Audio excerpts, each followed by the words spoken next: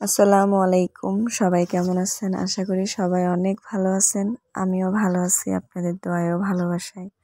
তো আজকে কিন্তু চলে আসছি ভাবকি আমার মামির বাড়ি। তো তাদের বাড়ি থেকে আর কি দাওয়াত দেওয়া হয়েছে সবাইকে, যে সবাই মিলে একসাথে খাবে। তো এখানে আর কি বড় ধরনের একটা আয়োজন করা হয়েছে। তো এখন বাজে সকাল 8টা। তো আমরা সকাল আর কি চলে আসছি, যে রান্নাবান্নার ব্যাপার-স্যাপার আছে।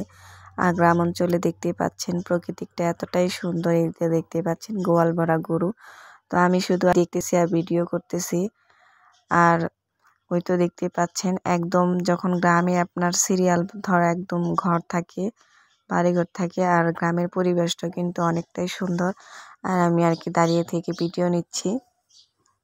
আর আমার সামনে পিছিয়ে কিন্তু অনেক মানুষ আছে। আর এখন তো শীতের সময়, শীত পড়ে গেছে। আর এই তো দেখতে পাচ্ছেন এখানে কিন্তু বাজার সদাই করে নিয়ে আসা হয়েছে। এখানে কিন্তু আপনার কাঁচা মরিচ, পেঁয়াজ, রসুন, তো এগুলো। আর এইটার ভিতরে আপনার মাংস। তো মাংস আর কি কাটা হয়নি, কাটতে হবে। আর আমার এই তো দেখতে পাচ্ছেন পিছনে কিন্তু অনেক আর কি বাচ্চারা আছে। আর আপনার সবাইকে দাওয়াত দেওয়া হয়েছে, এই কারণে আর কি সবাই আসছে। আর এই তো দেখতে পাচ্ছেন মুরগির বাচ্চাগুলা। আর এই তো এটা হলো আপনার পুকুর ঘাট, এটা হলো মামির বাড়ি। তো মামির বাড়ি হলো আপনার ভাবকি। তো আমাদের বাসা থেকে আর কি 10 টাকা ভাড়া লাগে। তো এই আর কি দেখতেই পাচ্ছেন পুকুর। তো পুকুরের পানিটা কিন্তু একদমই শুকিয়ে গেছে। আর ওই তো দেখতেই পাচ্ছেন মানে কুয়াশার জন্য কিন্তু কোনো কিছু দেখা যাইতেছে না। আপনার ক্ষেতগুলা কেটে ফেলছে, একদম ধানগুলা একদম পুরা ধুধু করতেছে। আর এই তো দেখতেই পাচ্ছেন এখানে কিন্তু চাউলের বস্তাও রাখা হয়েছে, 25 কেজি চাউলের বস্তা। তো এই তো আমি এখন আর কি ঘর থেকে বের হয়ে আর কি দেখতেছি। আর সবাই কিন্তু আপনার কাজে ব্যস্ত হয়ে পড়ছে। আর এখন তো আপনার হয়ে গেছে, আপনার রোদ উঠে পড়ছে। আর এদিকে আপনার দুধগুলো আপনার পানাচ্ছে। আর আপনার দুধ দিয়েও আপনার কি জানি করবে, এর কারণে আর কি দুধই করতেছে। আর এই তো দেখতেই পাচ্ছেন এখানে কিন্তু আপনার মাংস কাটাকাটি চলছে।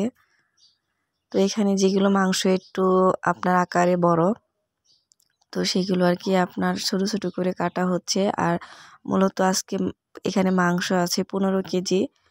তো মাংস দিয়ে আপনার মিল্লি করা হবে, যেমন আর কি আমাদের জামালপুরের একটা ঐতিহ্যবাহী খাবার পিঠালি বা মিল্লি।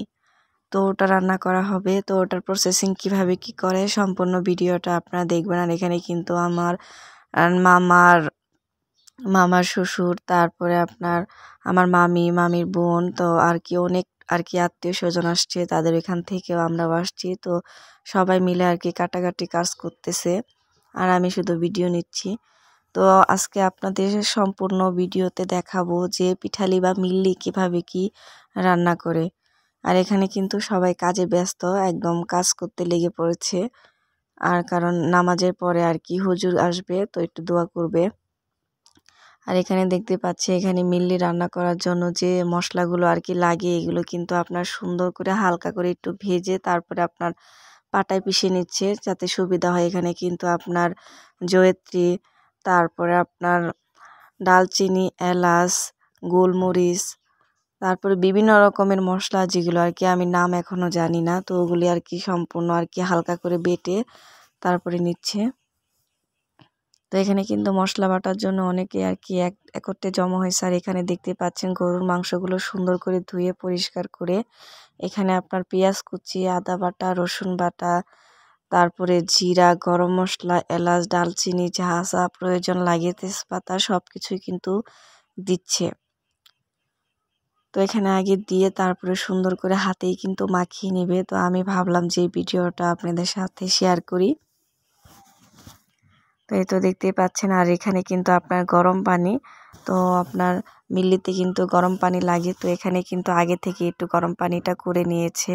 আর এই তো দেখতে পাচ্ছেন বাদবাকি মশলা, তো এগুলি কিন্তু মশলা কিন্তু আপনার একে একে দিয়ে দিচ্ছে। আর এগুলো কিন্তু মশলা কিন্তু ব্লেন্ডার করা হয় নাই, একদম নিজের হাতে পাটায় পিষে তারপরে আপনার ইটা করা হয়েছে, মশলাটা বাটা হয়েছে।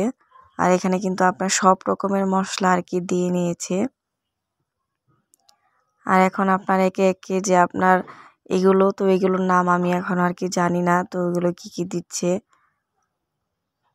আর এই তো দেখতে পাচ্ছেন বিভিন্ন রকমের মশলা, গুঁড়া করা মশলা আপনার দিচ্ছে।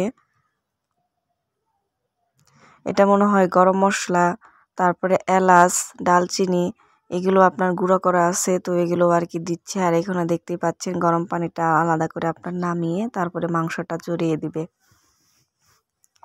এখানে কিন্তু আপনার হলুদের গুঁড়া দিচ্ছে, তো হলুদ গুঁড়াটা একটু বেশি পরিমাণে দিল। আর এই তো এখানে কিন্তু আপনার মরিচ গুঁড়াটা দিল।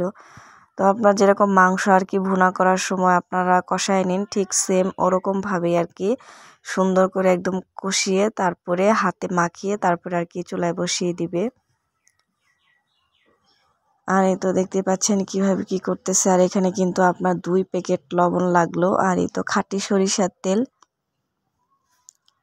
তো এখানে আর কি পানি গরমটা রেখে দিচ্ছে। আর এই তো দেখতে পাচ্ছেন মাংসটা কিন্তু বসিয়ে দিয়েছে। তো কিভাবে কি করলো প্রস্তুত প্রণালী কিন্তু আপনারা সম্পূর্ণই দেখলেন, যে আমাদের জামালপুরের একটা ঐতিহ্যবাহী খাবার যেটার জন্য সবাই পাগল। তো সেটাই মূলত আজকে রান্না করতেছে। আজকে 50 থেকে 60 জন মানুষের আয়োজন করা হবে। আর এখানে দেখতে পাচ্ছেন চাউলের গুঁড়া, যেটা দিয়ে মূলত আমাদের পিঠালিটা তৈরি করা হয়।